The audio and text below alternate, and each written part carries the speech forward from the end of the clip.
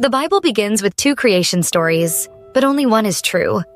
Genesis chapter 1 gives us the real account of creation, while Genesis chapter 2 is a later story that distorts the original teaching. Genesis chapter 1 presents creation as a perfect order: light, sky, seas, plants, animal, and finally humankind. This matches what modern science and evolution also describe.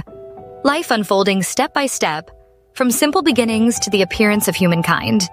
The genus Homo. And most importantly, it says, God created mankind in his image, male and female, he created them. Genesis 1:27. This shows that humanity was created as a whole, men and women together, without the names Adam and Eve. Humanity itself is the image of God. But later, another story was added. Genesis chapter 2. This version says one man, Adam, was formed from dust and a woman, Eve, from his side. This story contradicts the first chapter. Instead of mankind created together, it gives a myth of two individuals.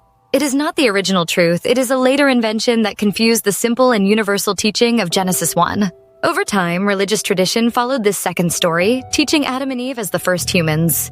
The grand truth of Genesis 1, that humanity as a whole was created male and female, was replaced by the false narrative of two individuals. Jesus himself confirmed the truth of Genesis 1.